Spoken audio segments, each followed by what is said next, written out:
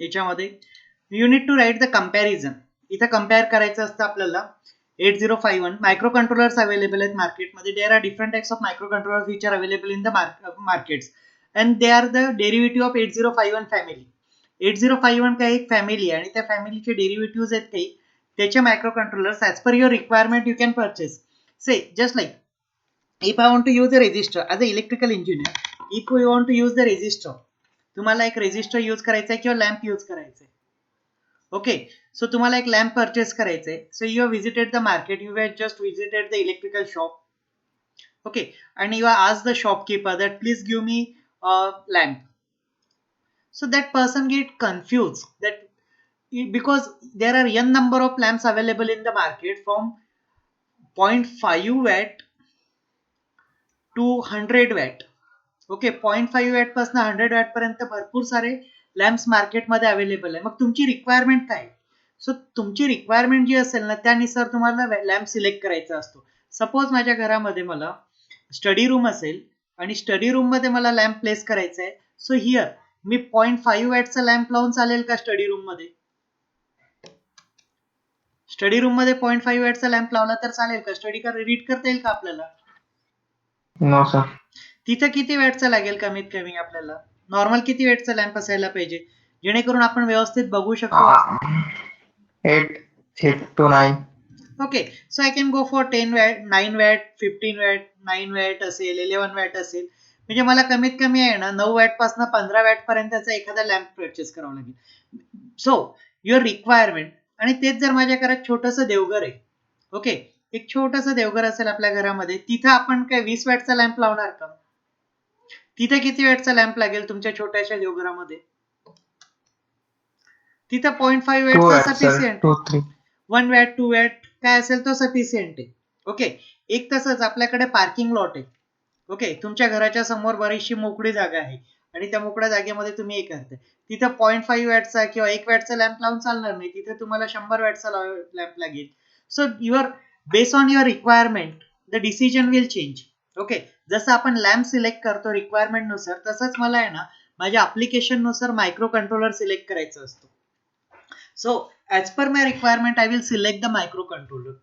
So basically the most commonly used microcontroller is 8051. मग 8051 चे काही specifications आहेत. Features of 8051. This is the commonly asked question in exam. Explain the features. आणि हेच तुम्हाला oral मध्ये इंटरव्ह्यू मध्ये पण विचारतात. What are the basic features of 8051? So 8051 ला 4K RAM आहे. त्यानंतर 128 byte of RAM memory ROM आहे. 4K रॉम आहे. 128 बाईट रॅम आहे. त्यामध्ये 2 16 बिट टायमर आहे. 2 16 बिट टायमर. ओके, त्याच्यानंतर इनपुट आउटपुट करता 32 पिन आहेत. एक सिरियल पोर्ट आहे. इंटरप्ट 6 आहेत आणि वॉचडॉग टायमर नाहीये त्याच्यामध्ये. Okay, so what is watchdog timer that we are going to discuss later. इथं आपण डिस्कस करू वॉचडॉग टायमर काय असतं. ओके, सो माझी रिक्वायरमेंट जेव्हा माझा प्रोग्राम असेल ना, प्रोग्राम 4 किलोबाईट पर्यंत असेल तेव्हा मी 8051 रिकमेंड करेल. ओके, किंवा यूज करेल. कारण माझा तो 4 किलो पर्यंत केबी पर्यंतचा प्रोग्राम मी याच्यामध्ये स्टोअर करू शकतो.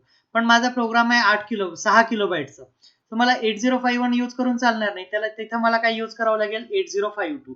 कारण याची मेमरी किती आहे? 8 किलोबाईट मेमरी आहे. ओके, याची रॅम पण 256 बाईट्स आहे.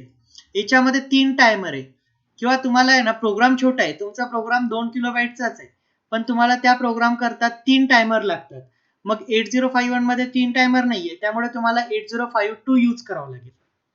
ओके, त्यानंतर त्याच्यामध्ये परत 32 इनपुट आउटपुट पिन आहे. एक तुम्हाला सिरियल पोर्ट आहे आणि 8 इंटरप्ट आहे. सपोज आता माझा प्रोग्राम पण छोटा आहे. ओके, टायमर रिक्वायरमेंट पण 2चीच आहे, पण मला इंटरप्ट 7 लागत आहेत. I require 7 interrupts. So I can go for your 8052 because all other will offer me only 6 interrupt. Okay, कारण बाकी सगळे डिव्हाइसेस मला फक्त 6 इंटरप्ट ऑफर करतात. म्हणजे तुमची रिक्वायरमेंट काय आहे त्यानुसार तुम्हाला पर्टिक्युलर कंट्रोलर सिलेक्ट करायचं आहे. तुमची मेमरी 4 किलोबाईट पेक्षा जास्त जर असेल तर तुम्हाला हा कंट्रोलर यूज करावा लागेल 8052. तुम्हाला 3 टायमर लागत असेल तर 8052 किंवा इंटरप्ट जास्त लागत असेल तर 8052. आता 8031 मध्ये काय आहे? 8031 मध्ये इंटरनल मेमरीज नाहीये. In case of 8031 it does not have internal memory. ROM नाहीच आहे, फक्त रॅम आहे. मग इथं तुम्हाला एक्सटर्नल मेमरीज इंटरफेस करायची आहे and you can interface up to 64 kilobyte of external memory. Okay, इथं तुम्ही किती एक्सटर्नल मेमरी इंटरफेस करू शकता? 64 किलोबाईट पर्यंत तुम्हाला, पण याच्यामध्ये इंटरनल मेमरी 0 आहे. मग जिथे तुम्हाला एक्सटर्नल मेमरी आहे, एक्सटर्नल मेमरीमध्ये तुमच्याकडे प्रोग्राम अवेलेबल असेल तिथे 8031 जर यूज केला तरी काही प्रॉब्लेम नाही. Only you need to interface. So it has 128 byte of RAM, 2 timer, 32 IO pin, एक सिरियल पोर्ट, 6 इंटरप्ट्स आहेत. आता 8751, okay, where you are going to use the 8751? So it has UV EPROM. Okay, UV EPROM means this ROM, electrically erasable programmable read-only memory. So याच्यामध्ये काय, erasable programmable. There are different types of ROM. ROM memory किती टाइपचे आहेत ते बघा आता. Okay, ROM read only memory. So read only memory येते एक PROM. Okay, it is called as programmable ROM. म्हणजे ही फक्त एकाच वेळेस प्रोग्राम करता येते, परत त्याच्यामध्ये आपण चेंज करू शकत नाही. दुसरे येते EPROM. ओके, ही काय तुमची erasable programmable read only memory. Okay, म्हणजे यात इरेज पण करता येतं आणि परत तुम्हाला नवीन डेटा पण टाकता येतो. पण याला एक कंडिशन आहे, हा प्रोग्राम फक्त अल्ट्राव्हायलेट रेडिएशननीच इरेज होतो. सो याची जी चिप असतं ना, या चिपला इथे छोटंसं होल असतं आणि त्याच्यावर असं एक ग्लासचं असतं and through this you need to put the ultraviolet radiation for few minutes. Okay, 3 ते 6 मिनिटाकरता याच्यामध्ये किंवा 10 मिनिटाकरता अल्ट्राव्हायलेट रेडिएशनच्या खाली जरी ठेवली तर यातली मेमरी जी होते ती इरेज होऊन जाते. Okay, so data is going to be erase. So for erasing the program we need to put the UV radiation, under UV radiation. And third one is EEPROM. Okay, electrically erasable. Electrically म्हणजे electric pulses दिल्यानंतर तो erase पण होतो आणि परत electric पल्सेसने तो program पण होतो. Okay, read only memory. So these are the 3 commonly use read only memory. PROM म्हणजे this is only once and this can be use in your toys. तुमचे जे टॉईज असतात ना लहान मुलांचे खेळणे, that can be control with that of remote वगैरे जे होतात, त्यामध्ये जे मायक्रो कंट्रोल IC असतात त्यात डॉट IC असतात.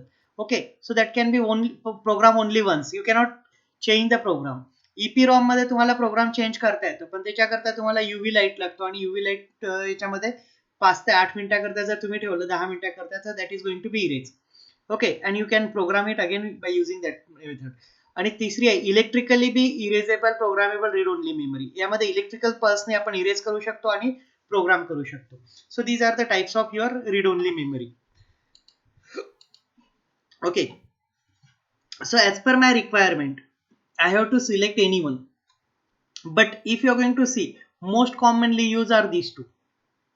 सर्वात जास्त यूज होणारे कोणते? 8051 आणि 8052. 8031 वगैरे खूप कमी याच्यामध्ये यूज होतो. And only 8031 has a one advantage that it has watchdog timer. Now what is watchdog timer? Watchdog timer is a special features which is added in the microcontroller based system. तर watchdog timer चे features काय? Dog. Okay, at its name watch dog.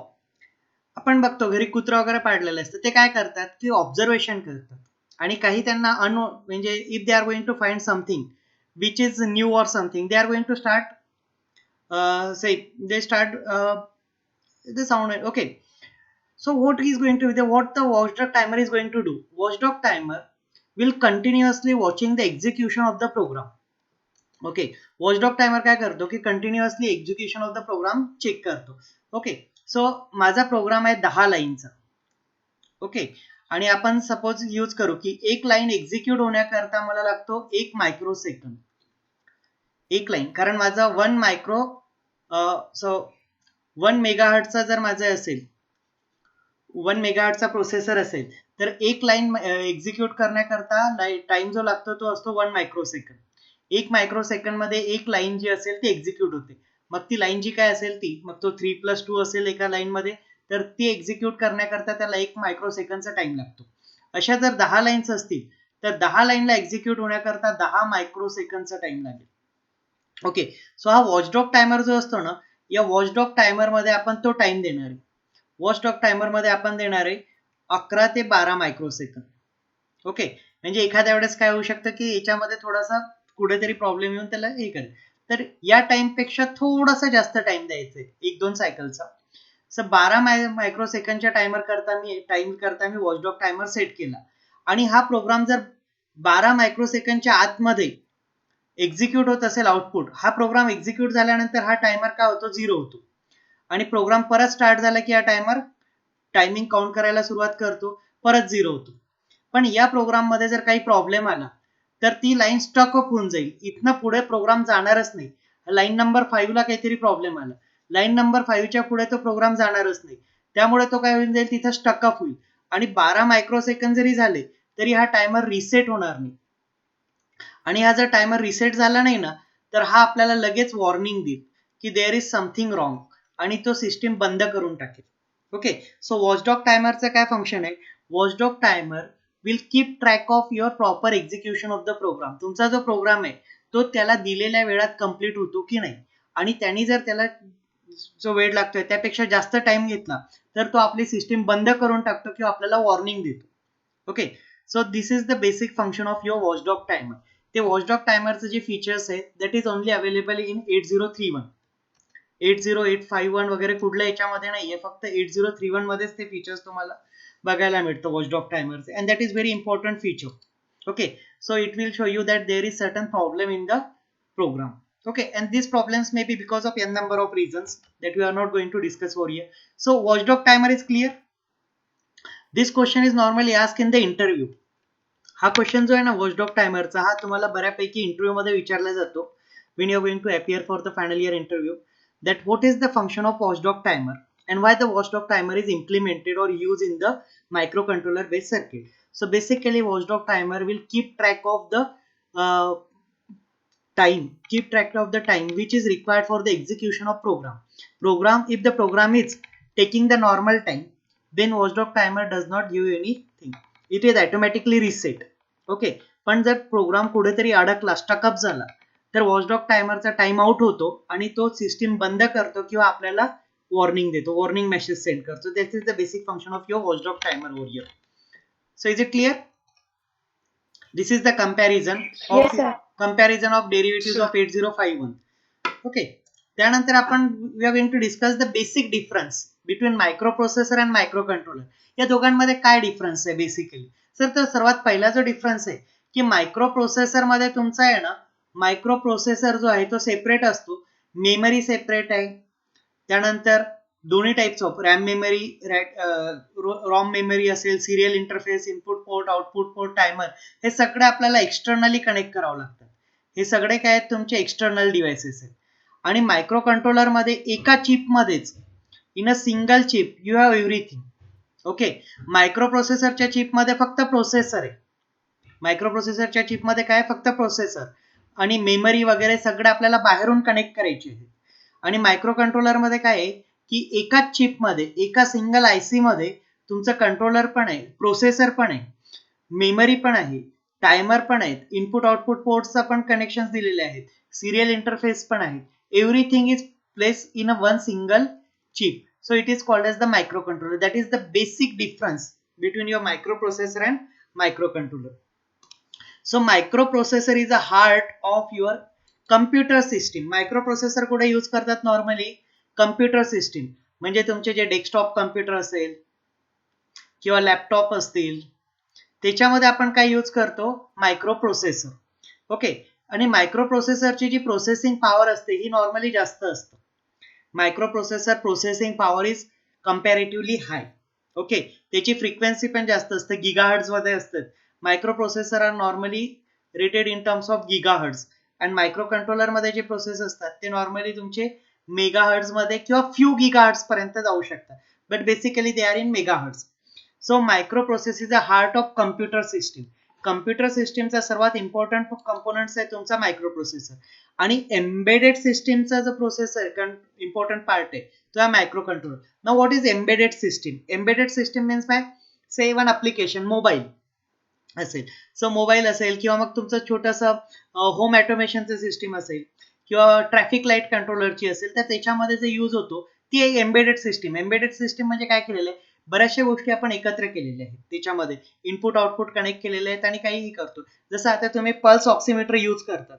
Okay, now in Covid situation, कोविडमध्ये pulse ऑक्सिमीटरला बरीच demand आलेली आहे. Pulse oximeter काय करते, तुमच्या बोटामध्ये ते ठेवायचं, it will going to check your SO2 level and say pulse, तुमचे पल्स रेट काय आणि SO2 लेवल कायचे. सो त्याच्या आतमध्ये जे आहे that is called as a embedded system. मग त्याच्यामध्ये काय, एक सेन्सर आहे आणि एक डिस्प्ले. ते पल्स ऑक्सिमीटर मध्ये दोन कंपोनंट्स आहे, एक सेन्सर आहे आणि तुमचा एक डिस्प्ले आहे. So display will give you the reading आणि सेन्सर काय करतो, तो डिटेक्ट करतो त्याच्यामध्ये. Okay, it will count the pulses. So it is an embedded system. Embedded means a small system. Embedded system is basically a small system in which you are going to use few sensors and few output devices. These are connected and microcontroller can be used over there. Okay, or a microcontroller based system is there. We can directly interface the sensor and output device to it. So microcontroller is a heart of embedded system. Okay, and microprocessor is a heart of your computer system. Microprocessor is just a processor. Microprocessor म्हणजे काय, फक्त processor आहे. Memory, input output components externally connect करावं लागतात. Okay, micro controller has external processor along with. Micro controller मध्ये काय, processor पण आहे, इंटरनल एक मेमरी पण आहे आणि आयओ कंपोनंट्स पण आहेत. फक्त सेन्सर वगैरे तुम्हाला एक्सटर्नली कनेक्ट करायचे आहेत त्याला. Okay, so micro controller has processor along with internal memory and IO components. Okay, and microprocessor मध्ये फक्त प्रोसेसर आहे, त्याला मेमरी पण नाहीये, आयओ कंपोनंट्स पण नाहीये, ते सगळे एक्सटर्नली कनेक्ट करायचे. पण मायक्रो कंट्रोलर मध्ये तुमचं मेमरी पण आहे, कंट्रोलर पण आहे, मेमरी पण आहे, टायमर, काउंटर सर्व एकत्रच आहेत. Okay, then since memory and IO has to be externally connected, the circuit becomes large. आता इथं काय, हा एक प्रोसेसर आहे, या प्रोसेसरला मला मेमरी आहे, इनपुट आउटपुट्स आहेत, हे बाहेर एक्सटर्नली कनेक्ट करायचे, तर ते एक्सटर्नली कनेक्ट करण्याकरता वायर्स लागतील आणि सर्किट. ही सिस्टीम काय असतं, लार्ज असतं, याची साईज काय असतं, मोठी साईज आहे. आणि या सिस्टीम मध्ये काय, सगळं एकत्र आहे, त्यामुळे या सिस्टीमची साईज छोटी आहे. Okay, so micro controller based systems are small as compared to your microprocessor. Microprocessor based systems are large and microcontroller based systems are small. Cannot be used in compact system and hence inefficient. Okay, हे आहे ना छोट्या compact system मध्ये use नाही करते. जसं तुम्ही आता डेस्कटॉपची साईज बघितली, it requires a lot of space. So compact system मध्ये मी मायक्रो कंट्रोलर यूज नाही करू शकत, त्यामुळे ते इनइफिशियंट होतं. But micro controller can be use in the compact system, hence it is the efficient techniques. Okay, micro controller आपण छोट्याशा compact system, just like we are going to discuss the example of your pulse oximeter. Pulse oximeter एक छोटेसे device आहे. Okay, so that device, inside that device you are going to just put that one. Okay, so it is a compact device and it is energy efficient. एक sale टाकला तरी तो तुम्हाला कमीत कमी 15 ते 20 दिवस बॅकअप देतो. Okay, so it is a energy efficient system. Then cost of entire system is increases. Micro processor based system जर असेल तर त्याची कॉस्ट वाढतं, कारण प्रोसेसरची कॉस्ट जास्त आहे, because processor is design to carry out the say complex operation. Microprocessor जो design केलेला असतो तो कॉम्प्लेक्स ऑपरेशन करता डिझाईन केलेला असतो, कॅरी आउट, त्यामुळे त्याची सर्किटरी आणि कॉस्ट जास्त आहे आणि त्यासोबत तुम्हाला एक्सटर्नल कंपोनंट परचेस करून कनेक्ट करावं लागतं. So the entire system cost will increases. आणि मायक्रो कंट्रोलर मध्ये काय, it is design for low and medium application system. Okay, simple process करता तो डिझाईन केलेला असतो अँड एव्हरीथिंग इज इम्बेडेड. एकत्रच एकाच चिप मध्ये सगळ्या गोष्टी प्रोव्हाइड केलेल्या आहेत, त्यामुळे त्याची कॉस्ट काय होतं, स्वस्त होतं. So in that case it has the timer, counter, IO devices, processor, everything is a single chip. So it's cost is comparatively low. Due to external component the entire power consumption is high.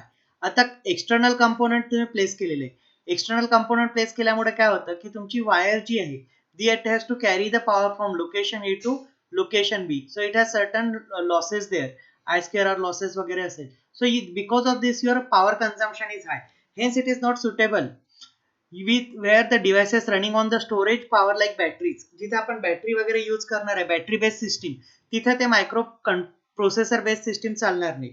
Okay, जसं मी pulse oximeter use केलंय, pulse oximeter मध्ये जर मी processor use केलं त्याची size पण वाढून जाईल आणि पॉवर कन्झम्पशन खूप जास्त होईल. एक सेन्सर दुसरीकडे लावलेला आहे, डिस्प्ले सपोज साईडला ठेवलेला असेल, so it unnecessarily increases the power, so I cannot use for the battery operated means portable devices करता आपण मायक्रो प्रोसेसर यूज करू शकत नाही because it's power consumption will be more. आणि मायक्रो कंट्रोलर मध्ये काय सिन्स एक्सटर्नल कंपोनंट्स आर लेस, micro controller मध्ये external component काय फक्त सेन्सर आपण पोर्टला कनेक्ट करतो. Okay, so the total power consumption is less and can be use with devices running on stored power like batteries. त्याकरता micro controller based system आहे ना battery operated, जसे तुमचे स्मार्ट वॉच असेल किंवा पल्स ऑक्सिमीटर असेल किंवा तुमचे आणखी बरेचसे अप्लायन्सेस असतात electronics appliances that you are going to use gadgets वगैरे, त्यामध्ये micro controller based systems use. Most of the micro processor do not have power saving feature. Micro processor मध्ये तुमचं पॉवर सेव्हिंग फीचर नसतं, but micro controller has the power saving modes. Okay, micro controller based system मध्ये power saving features नसतं basically, पण micro controller based system मध्ये दोन power saving features असतात. एक असतं आयडल मोड आणि दुसरं असतं पॉवर सेव्हिंग मोड.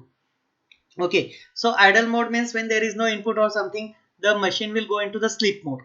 आणि त्याचा पॉवर मिनिमम कन्झम्पशन होतं, that is in terms of microwatt. Okay, microwatt मध्ये फक्त नेसेसरी जेवढं काही फंक्शन्स असतील very essential that is going to be use आणि पॉवर सेव्हिंग मोड मध्ये. So you can use in this helps to reduce the power consumption even further. Okay, so since memory and IO components are all external, each instruction will need external operation, hence it is relatively slower. हा जो असतात हा slow आहे कारण प्रत्येक components काय आहेत external, म्हणजे तो आधी प्रोसेसर इन्स्ट्रक्शन देणार, मग ती मेमरी, मग तिथनं ती एक्सटर्नल मेमरीकडे जाणार. Okay, so basically it require more time. Okay, म्हणजे त्याला ए पासनं बी मध्ये जाण्याकरता आधी सी ला जायचे, A to C and then C to B. Okay, here what happen, my A to B is direct एका चिप मध्येच आहे, तो डायरेक्ट जाऊ शकतो, सी पर्यंत जायची गरजच नाहीये. सो इथं तो प्रॉब्लेम येतो की त्याला आहे ना डायरेक्ट जाण्याच्या ऐवजी त्याला इंटरमिडिएट स्टॉप घेऊन जावं लागतो. So it has slower operation. Okay, as instruction every instruction needs the external operation and for external operation the time required for the execution of the instruction is nearly 3 cycle. आणि single internal instruction जे असतात ते एका single cycle मध्ये execute होतात. So just 1 micro second जर असेल तर एक हीच इन्स्ट्रक्शन जी आहे ना ए टू बी ची ती एका मायक्रो सेकंड मध्ये, तीच इन्स्ट्रक्शन इथे एक्झिक्यूट होण्याकरता याला 2 ते 3 मायक्रो सेकंड लागतील. Okay, so it is slower as compare to this is a faster one. Micro processor have less number of register, hence more operations are memory based. Micro processor मध्ये जे resistors असतात ना internal resistor, प्रोसेसरच्या आतमध्ये असलेले resistors. Okay, micro processor मध्ये आपण 3 components बघितले. So inside the microprocessor there is ALU, okay, then it has a control unit and it has a register. So जे रेजिस्टर्स आहेत ते कमी असतात, खूप कमी असतात, त्यामुळे त्याला टोटली डिपेंडंट कशावर राहायचं आहे, मेमरीवर. Okay, so microprocessor less number of register, hence more operations are memory based. आणि microcontroller have more number of register, hence programs are easier to write. आणि मायक्रो कंट्रोलर मध्ये काय रेजिस्टर्स भरपूर available आहेत, त्यामुळे ते प्रोग्राम जे असतात ना ते लिहिण्याकरता सिंपल आहे. Microprocessor based on Neumann model or architecture. Okay, so microprocessor are based on Neumann model or architecture where program and data are stored in the same memory. Microprocessor कशावर आहे तर दोन आर्किटेक्चर आहे, हार्वर्ड आर्किटेक्चर आणि एक Neumann architecture आहे.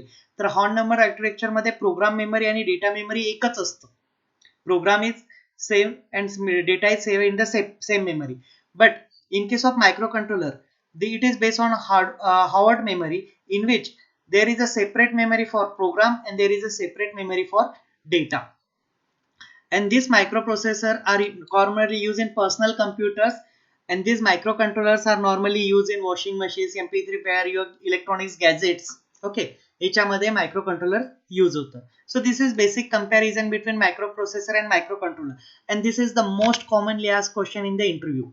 जर तुम्ही सांगितलं we are electrical engineers, so normally आज काय प्रत्येक कंपनीमध्ये इलेक्ट्रॉनिक सर्किटरी यूज होतो, even though we are a core electrical person. Okay, आणि इलेक्ट्रॉनिक्स ब्रँच आणि कम्प्युटर ब्रँच पण इलेक्ट्रिकल पासूनच डेव्हलप झालेले आहे. Initially there was only electrical, civil and mechanical branch. Okay, मग जसं जसं एक्सपान्शन होत गेलं तर इलेक्ट्रिकल पासून मग इलेक्ट्रॉनिक्स ब्रँच आली, त्याच्यानंतर टेलिकम्युनिकेशन आलं, त्याच्यानंतर कम्प्युटर आलं, नंतर इन्फॉर्मेशन टेक्नॉलॉजी, त्याच्यानंतर इन्स्ट्रुमेंटेशन, ह्या वेगवेगळ्या ब्रँचेस येत गेलेले आहेत. Okay, so basically this questions is normally asked in the interview, कारण प्रत्येक इंडस्ट्रीमध्ये मायक्रो प्रोसेसर किंवा कंट्रोलर बेस्ड सिस्टीम इम्प्लिमेंट केलेले असतात. आणि तुम्हाला त्याचं नॉलेज असणं महत्वाचं आहे. So this is the common question, what is the basic difference between microprocessor and micro controller. So is it clear? Is it clear? Yes, sir. Okay. Yes, sir. So आता आपण architecture बघितले, 2 architecture discuss केले याच्यामध्ये, की micro processor जे आहे ते कशाच्या आर्किटेक्चरवर मॉडेलवर बेस आहे, ते आहेत व्हॉन न्यूमन, आणि मायक्रो कंट्रोलर जे आहेत ते हार्वर्ड आर्किटेक्चरला बेस आहेत. मग हे दोन काय आहेत? तर व्हॉन न्यूमन आर्किटेक्चर मध्ये काय डिफरन्स आहे आणि हार्वर्ड आर्किटेक्चर. व्हॉन न्यूमन मध्ये काय असतं, तुमची डेटा मेमरी आणि डेटा आणि प्रोग्राम आहे तो एकाच जागी स्टोअर होतो. ओके, डेटा आणि प्रोग्राम एकाच जागेवर स्टोअर होतो व्हॉन न्यूमन आर्किटेक्चर मध्ये, सेपरेट नाहीये. इथंच प्रोग्राम स्टोअर होणार आणि जो काही डेटा जनरेट होणार तो पण एकाच जागेवर सेव्ह होणार. ओके, म्हणजे एका रूम मध्येच ते राहणार. दोघेही कुठे राहणार, एकच स्पेस दिलेला आहे, त्या एकाच स्पेस मध्ये दोघेही थांबतात. That is von Neumann architecture. आणि त्याच्यामध्ये मग तुम्हाला एकच ऍड्रेस बस आणि एकच डेटा बस लागतो. So what is the benefit of that, you required only one address bus and only one data bus. आता हार्वर्ड आर्किटेक्चर मध्ये काय, डेटा करता सेपरेट स्पेस आहे, म्हणजे याला एक सेपरेट रूम दिलेली आहे आणि याला एक सेपरेट रूम दिलेली आहे. So data memory is different and program memory is different, but as they are different they require separate address bus and data bus. आता त्या 2 रूम सेपरेट आहेत ना, म्हणून त्याला 2 दरवाजे पण सेपरेट लागतील. ओके, जाण्या येण्याकरता, म्हणून ऍड्रेस बस सेपरेट आहे आणि डेटा बस तुमचा सेपरेट आहे. So that is the major and basic difference between your von Neumann architecture and Harvard architecture. या डायग्राम वरनच तुम्हाला 3 ते 4 you can give that 3 to 4 comparisons between these two architecture based on this diagram. एक तर काय की एकाच space मध्ये तुमचा डेटा आणि प्रोग्राम स्टोअर होतो. ओके, त्यानंतर a single set of address and data bus is required. Okay, single set of data and address bus is required, आणि एकच बस असल्यामुळे एकच इन्स्ट्रक्शन एका वेळेस एक्झिक्यूट होऊ शकतो. Okay, does not allow to simultaneous memory fetches. Memory मधनं तुम्ही एकाच वेळेस एक्झिक्यूट करू शकता, 2 वेळ पॉसिबलच नाही तुम्हाला. ओके, कारण काय, रोड एकच आहे, रस्ता एकच आहे तुमचा, बस एकच आहे.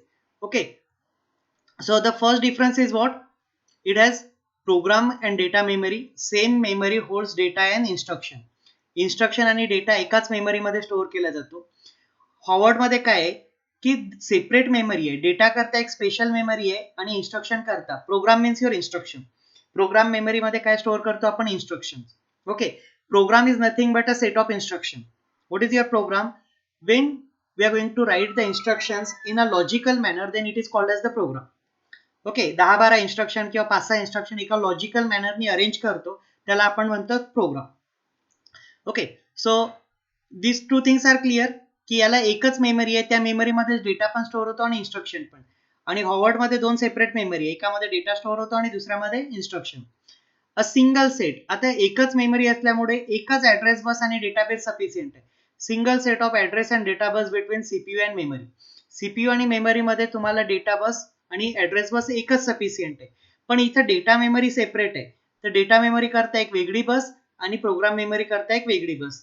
So it required 2 set of address data bus between CPU and memory. CPU पासून डेटा मेमरी मध्ये किंवा मेमरी पासून सीपीयू मध्ये पाठवायचा असेल तर इथं 2 ऍड्रेस बस आणि 2 डेटा बस लागतील, आणि व्हॉन न्यूमनला फक्त एक ऍड्रेस बस आणि एक डेटाबेस सफिशियंट आहे. आता प्रॉब्लेम काय, एकच ऍड्रेस बस असल्यामुळे मी एकाच वेळेस 2 फंक्शन परफॉर्म करू शकत नाही. ओके, मला एका वेळेस एकच, either I can write the information or I can just read the information, only one thing is possible. But Harvard allows 2 simultaneous memory fetches because it has separate data and address bus for program memory as well as data memory. Okay, so Harvard allows 2 simultaneous memory fetches, but von Neumann does not allows you the 2 simultaneous memory fetches.